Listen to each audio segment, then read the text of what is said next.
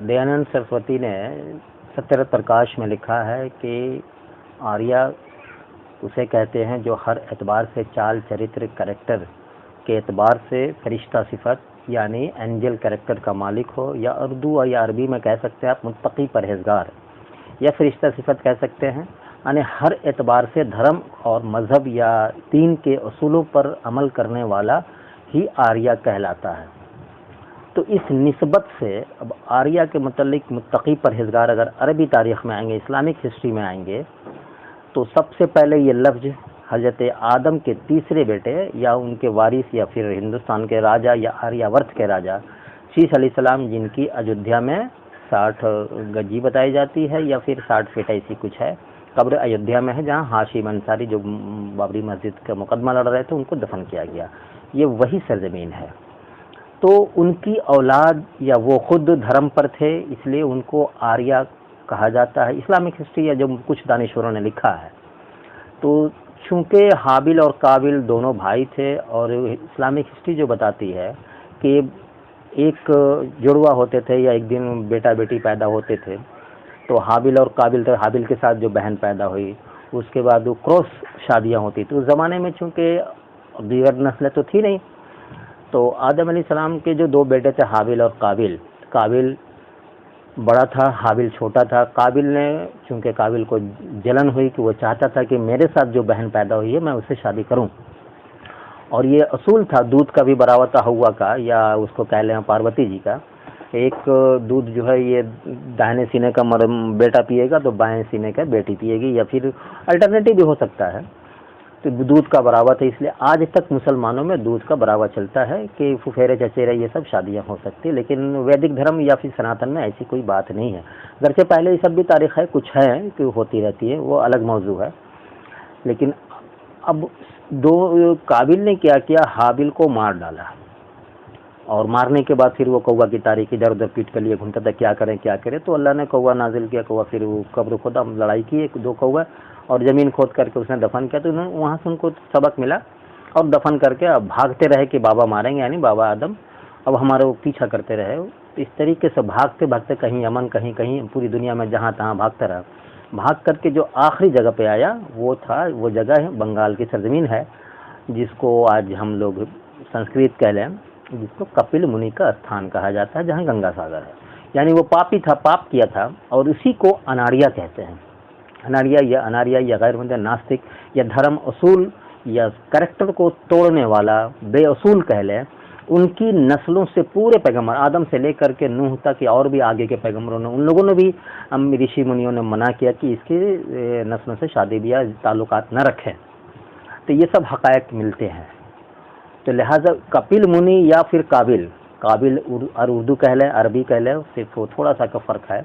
तो वही है काबिल और कपिल मुनि की हकीकत, जो गंगा सागर जहाँ स्नान करने जाते हैं जनवरी में, 14 जनवरी, बाद में फिर अब एक दिन बढ़ा 15 जनवरी। तो वो पापी था, पाप धोने के लिए वो फिर वहाँ पहुँचा। ये भी बताया जाता है कुछ तारीख में कि वो पहला मंदिर नहीं है, बल्कि वो दूसरा तीसरा समंदर में डूब गया। वो बहरहाल कुछ भी हो, वो अल्लाह लंबी सवाब। तो वो कपिल मुनि का स्थान, जो अनार्या नस्ल है, यानी गैर आर्या कह लें उसको, या फिर अधर्मी कह लें, धर्म कानून शरीयत असूल जो भी हो वो तोड़ने वाला अधर्मी हो गया, या नास्तिक कह लें संस्कृत की या फिर हिंदी के एतबार से। और आर्या कहलाएं जो 5 साल के बाद फिर शीश का जन्म हुआ, तो शीश का जो नस्लें चली ये आर्या कहलाई, ये धर्म और असूल पर चलने वाले थे, इनकी नस्लें आर्या कहलाएं, यानी मजहब परस्त, असूल परस्त, शरीयत पर चलने वाला, अहकाम इलाही का पाबंद कहलाएं और मुत्तकी परहेजगार कहलाएं। इनकी नस्लें जो चली वही आर्या कहलाएं, और अनार्या कपिल मुनि या काबिल की औलाद कहलाएं, क्योंकि वो गैर असूली थी, गलत तरीके से वो सब किया। तो ये पहले आर्या और अनार्या के डिफरेंसेस हो गए। अब रह गया कि बात आर्यावर्त। ये आर्यावर्त आर्याओं की सरजमीन, यानी नेक, फरिश्ता सिफत, हर एतबार से चाल चलन चरित्र का, अच्छे करैक्टर का मालिक हो, या मुत्तकी परहेजगार अरबी में, इस्लामिक हिस्ट्री में कह सकते हो, उन लोगों की ये सरजमीन है। अब सवाल ये पैदा होता है कि एक जो बहस चली आई है कि आर्या हिंदुस्तान में 4000 साल पहले मिडिल ईस्ट से आए या रशिया के इलाके से आए, कहीं किसी ने कुछ लिखा, किसी ने कुछ लिखा, कुछ ने ईरान से लिखा कि ईरान, उसी लफ्ज़ आर्या वो आए। खुद दयानंद सरस्वती ने अपनी किताब सत्यरथ प्रकाश में लिखा है कि तिब्बत से आया। अब यहाँ मेरा सवाल खड़ा होता है कि मैं नो डाउट आर्य समाज के बानी स्वामी दयानंद सरस्वती बहुत बड़े माने मुहक्किक हैं, रिसर्च स्कॉलर रहे अपने ज़माने में और तहकीक करके सच्चाई सामने ले। मैं उनकी तहकीक की भी कदर करता हूँ, लेकिन मेरा एक सवाल खड़ा हो इसलिए कि तहकीक कोई भी हर से आखिर नहीं होता, मजीद कुछ लोग उस पर आगे बढ़ते हैं, कार्रवाई काम करते हैं तहकीक करके। तो मेरा क्वेश्चन है वहाँ पर कि तिब्बत से आए जो उन्होंने लिखा, जो मानसरोवर का उनकी तहकीक के मुताबिक, उनकी किताबों के मुताबिक आती है कि मानसरोवर का इलाका है, तिब्बत से अगर आए होते पूरे हिंदुस्तान में या पूरे बड़े सगीर में, ये पूरा ये हिंदुस्तान, पाकिस्तान, बांग्लादेश, बर्मा, ये जो भी इलाके हैं, ये श्रीलंका, ये पूरा जो है बड़े सगीर या आर्यावर्त कहलाता था।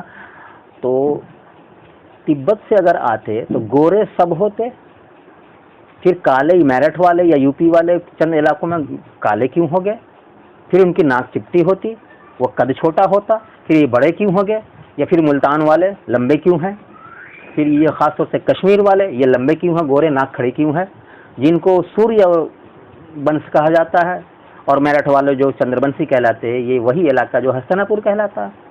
तो डिफरेंसेज है। फिर पूर्वांचल के एरिया को पकड़े अगर आप, तो यहाँ भी काले गोरे दोनों मिली जुली से हैं, और अयोध्या में पकड़े तो लंबे तो होते यूपी के लोग, लेकिन सांवले क्यों होते हैं? ये सवाल खड़े होते हैं। तो सवाल असल में यही है कि आर्या कहीं से नहीं आए, बल्कि आर्या की ओरिजिनिटी वही है जो शीश अलैहिस्सलाम की नस्लें, जो धर्म और असूल, कायदे कानून, शरीयत कह ले इस्लामिक हिस्ट्री से, या वेद के असूलों पर अमल करने वाले को आर्या कहा गया, जो धर्म प्रस्त हुआ करते थे, और अधर्मियों को अनार्या कहा गया। उसने धर्म के असूल को जो कपिल ने या काबिल ने तोड़ा और बहन से शादी करके ले भागा, जो गलत नस्लें चल पड़ी, वो अनार्या कहलाए। और ये जो सरजमीन है पूरा श्रीलंका या कंबोडिया, फिर और भी इलाके करीब 10-11 कंट्रीज हैं जो आर्यावर्त कहलाते थे। तो ये नेक, पारसा, पाकबाज, चाल चलन, अच्छे कैरेक्टर के मालिक, मुत्तकी परहेजगारों की सरजमीन ही आर्यावर्त कहलाती थी। आगे चल करके कुछ बातें और भी आई हैं। इसकी हिस्ट्री कहाँ से बिगाड़ी गई? चूँकि अंग्रेज़ों को हिंदुस्तान पर हुकूमत करनी थी, और वो जो हिंदुस्तान में आए तो ये लोगों को ईसाई बनाना भी चाहते थे कि पूरा ईसाई कंट्री में तब्दील कर दे, जैसा उनका फार्मूला रहा है कि मुख्तलिफ कंट्रीज़ में गए और फैलाए। तो कई साजिश के तहत कई पहलू पर वो काम करते थे।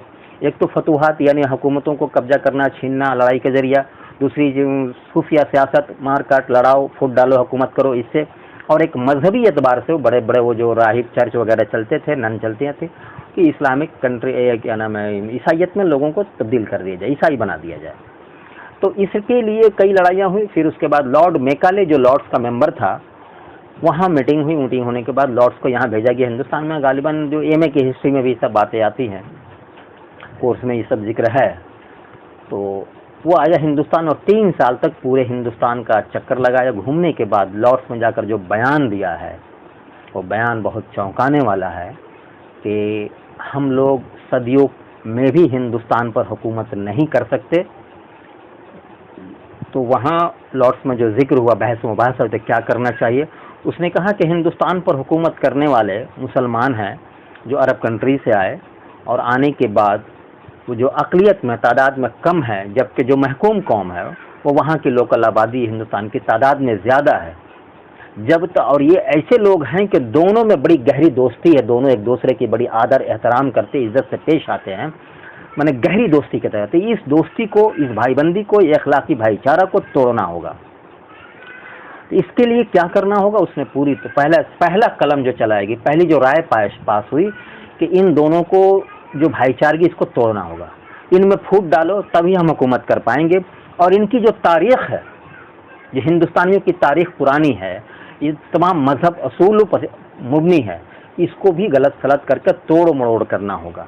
इसलिए पूरी हमारी हिस्ट्री को तोड़ दिया गया और तोड़ मरोड़ करके लिखा गया, जिसको मौलाना आज़ाद जो हिंदुस्तान के पहले एजुकेशन मिनिस्टर थे, उन्होंने समझा था और बर्जस्ता कहा था कि हिंदुस्तान की तारीख़ फिर से लिखने की ज़रूरत है।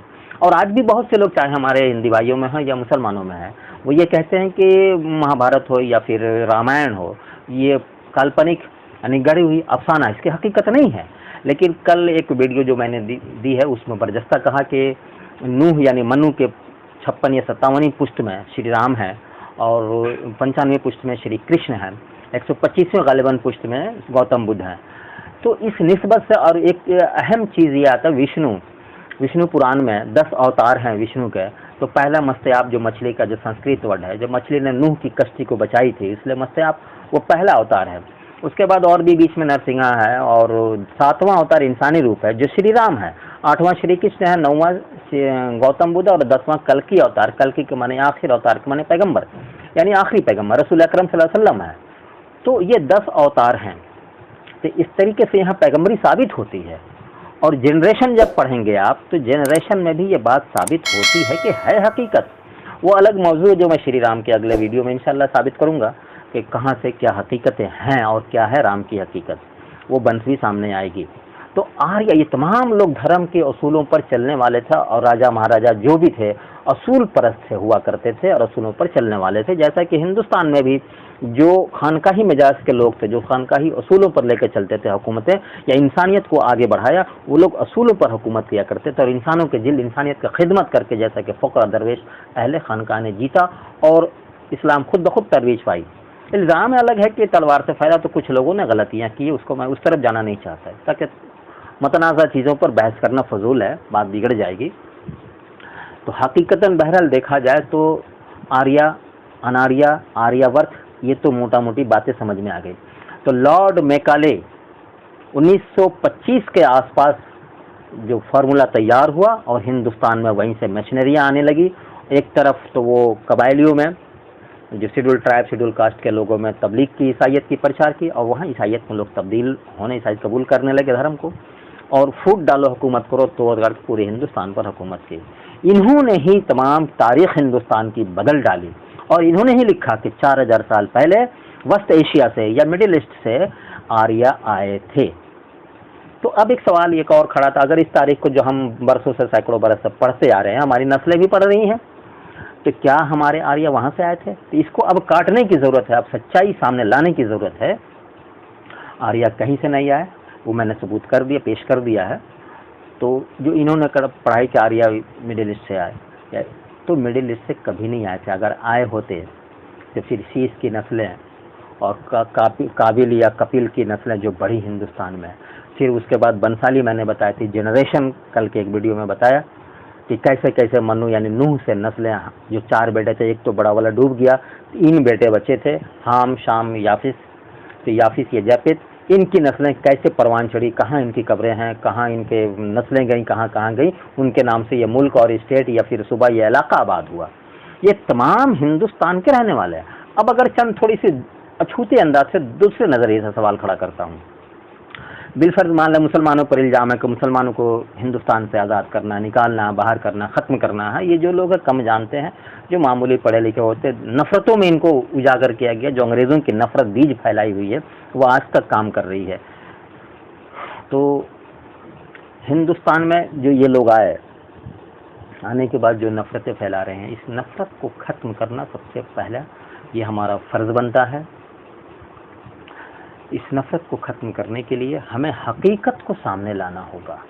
ये बात भी सच है। अब मैं अगर दूसरे तरफ बढ़ूं तो बात दूसरी हो जाएगी। जो इक्ष्वाकु का मैंने कल भी जिक्र किया था, इक्ष्वाकु, उसके बाद जनरेशन जो चली है वो सिंधु और उधर याफिस की नस्लें थी। उसके बाद याफिस की नस्लों में आगे बढ़ते हुए यूरोपियन कंट्रीज़ की सब थी। ये नस्लें बड़ी और हुकूमतें करते हुए इंसानियत के भी धर्म वाले भी थे, अधर्म भी हो जाते थे। अब जहाँ तक एक संस्कृत वर्ड है देवाउसर संग्राम का, तो ये संस्कृत में दयानंद सरस्वती ने भी लिखा है और इस्लामिक हिस्ट्री में जाएंगे तो जिन्नात और फरिश्तों की जंग इसको कह सकते हैं कि जब दुनिया में ज़्यादा खलफशार मचा, मार काट कत्ल गारत हुई, तो अल्लाह ने फरिश्तों को भेज करके जिन्नातों को ख़त्म कराया, इसलिए उसको जिन्नात और फरिश्तों की जंग कहा जाता है अरबी या इस्लामिक हिस्ट्री में। लेकिन संस्कृत में आएंगे तो उसी शब्द को, उसी चीज़ वाक़ये को देवा उसर संग्राम कहा जाता है। यानी देवा मीन्स फरिश्ता, एंजल कह सकते हैं आप, और सूर असुर जो है ये जिन्नात और खबीसों को कहा जाता है, इसलिए कि दुनिया में जो ज़बान थी वो संस्कृत जिन्नातों की ज़बान थी और इस्लामिक आसमानी जो ज़बान थी मैंने कल भी जिक्र किया कि वो अरबी थी। तो ये जंग हुई है, माने धर्म और अधर्मियों के दरमियान जंग हर ज़माने में हुआ है। मुख्तलिफ मज़ाहिब में जो हमने दुनिया में आकर पैगम्बर के नाम से, ऋषि मुनियों के नाम से धर्म मज़हब बना लिया और खलफज। लेकिन आफाकी जो मज़हब और धर्म है, वह जो ईश्वरीय कानून कह लें या लिल्लाही कानून कहें या दीन फितरत कहें, वो अर्श पर से ही चली है। अब उसकी हकीकत यूँ समझ लें, हालांकि मौजूद दूसरा हो जाएगा कि अर्श पर जब आदम को खल्क का किया अल्लाह ने, तो आदम ने पूछा कि अल्लाह तूने मुझसे पहले ये 5 नफूस को मुझसे पहले क्यों पैदा कर दिया, ये कौन लोग हैं? तो अल्लाह ने जवाब दिया कि ये 5 नफूस वो हैं जिनके लिए, जिनकी तुफैल में मैंने ये दुनिया बनाई, तुम्हें पैदा किया, तुम्हें खल्क किया। अगर ये ना होते तो मैं कुछ ना बनाता। यानी 18,000 जमिया मखलूक़ात को जो पैदा किया अल्लाह ने, खल्क किया, वो 5 नफूस के तुफैल में। वो 5 नफूस हैं क्या? फिर सवाल क्या? तो आदम को जवाब दिया अल्लाह ने कि ये ज़माने आखिर में तुम्हारी पुश्त से, तुम्हारी सल्ब से, तुम्हारी ही जनरेशन में पैदा होंगे। अय आदम, अगर कोई मुसीबत परेशानी आन पड़े तो तुम इन लोगों के हवाले से मुझसे दुआ मांगना, मैं तुम्हारी दुआ कभी रद्द नहीं करूँगा।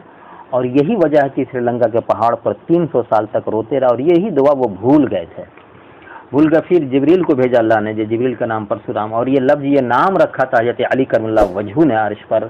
जब वो अल्लाह ने खल्क किया जिब्रील को, कहा कि अली, कहा कि तुम्हारा, तो अल्लाह ने जो सिखाया कि आदम कभी मैं तुम्हारी दुआ रद्द नहीं करूँगा। बहरहाल जिब्रील आए और आने के बाद बताया कि अल्लाह ने आपको कुछ बताया था, तो अरे मैं भूल गया। फिर दुआ मांगे, वो जिसको पंज तन कहते हैं, उन्हीं के हवाले से मैं वो दुआ भी नहीं, हालांकि ये अलग मौजूद है, मैं दूसरी वीडियो में इसकी हकीकत को उजागर करूँगा इंशाअल्लाह। तो दुआ मांगी, उसके बाद से फिर वहाँ से दुआ कबूल हुई, प्रार्थना कामयाब हुआ। यह रामायण में भी लिखा हुआ है। इन्होंने ख़ास तौर से जिक्र किया जो 400 साल पहले मुग़ल पीरियड में बाबर के बाद उन्होंने किताब लिखी थी। एक तो तुलसीदास ने पहले लिखा है और तुलसीदास की शायद से। बहरहाल, तो अब हकीकत का ताल्लुक आर्या, आर्यावर्त या अनार्या। अब एक मौजू जब अल्लाह से सवाल किया अर्श पर आदम ने कि ये कब आएंगे दरअसल अल्लाह मुझे दिखा दे, तो वो कुरान में जो जिक्र आती है, या फिर यदुल्लाह, अल्लाह का हाथ, तो इस तारीफ में भी है कि अल्लाह ने आदम के पुष्ट पर अपना हाथ फेरा, तो जितनी आदम से नस्ल, आदम से जितनी नस्लें थी तमाम उजागर हो गई। अब अल्लाह ने पहचान कराया कि ये फ़लाँ, ये फ़लाँ फ़लाँ। 14 लोगों का जिक्र किया उन्होंने अल्लाह ने, और जो इन्होंने, फिर अल्लाह ने सवाल किया लोगों से, उन रूहों से, क्या मैं तुम्हारा रब नहीं हूँ? जो कुरान में जिक्र है, अलस्तु बिरब्बिकुम, क्या मैं तुम्हारा रब नहीं हूँ? अब इसमें भी हकीकत को छुपाई गई है। तो सिर्फ 14 रूहों ने जवाब दिया, कालू बला, बेशक तुम्हारा रब है। तो उसके बाद तारीख में है कि कुछ लोगों ने सुन के जवाब दिया, कुछ लोगों ने सुन के जवाब दिया, कुछ ने नहीं दिया। तो जब जिन्होंने जवाब दिया, अल्लाह ने वही वादा लिया है अर्श पर कि तुम लोग दुनिया में जाकर, जिन्होंने सबसे पहले मेरे सवालों का जवाब दिया है, दुनिया में जाकर इनसे मोहब्बत करना। और ये मोहब्बत शर्त है इस बात की, और वही लोग दुनिया में आकर मोहब्बत कर सकते हैं, सही रास्ते पर चल सकते हैं, जिनको आप आर्या कह सकते हैं। और अनार्या वो है जिन्होंने जवाब नहीं दिया, या कुछ बोला नहीं, या चुप रहे, या खामोश रहे, या अनजाने में रहे, फिर किसी के बताने से अगर राह रास्त पर आ गए तो वो भी आर्या में तब्दील हो सकते हैं, लेकिन उस वक्त तक अनार्या रहेंगे। अब यहाँ एक बहुत बड़ा सवाल खड़ा होता है कि एक भी, और है भी तारीख में और हदीसों में भी कुछ बातें जो मैं कहना नहीं चाहता, बात तो दूसरी तरफ घूम जाएगी। तो ख़ानदानी माँ बाप का हलाली खून होना, हलाल रिस्क होना, ये शर्त है आर्या बनने के लिए। और अनार्या कभी भी आर्या नहीं बन सकते। बस नेक पारसा सरजमीन हलाली खून और हलाली नस्लों की सरजमीन को कहा जाता है। अगर आएंगे, हालांकि बात बहुत तल्ख है, कुछ लोग बुरा मान सकते हैं, उनको एतराज़ हो सकता है, आर्यावर्त कहा जाता है। और आर्यावर्त बाद में इसकी हिस्ट्री है कि ये कैसे भारत बना, ये अलग हिस्ट्री है, अलग पेश करूँगा। ये शर्त को पहले समझें, ये हलाली अच्छे पाक पाकीज़ा किरदार के मालिक मुत्तक़ी परहेज़गारों की सरज़मीन है आर्यावर्त। इसको समझना पड़ेगा। जहाँ से कुए अरब को आई ठंडी हवा, मेरा वतन वही है, मेरा वतन वही है, जो अल्लामा इक़बाल ने जो नज़्म लिखी थी। अल्लाह।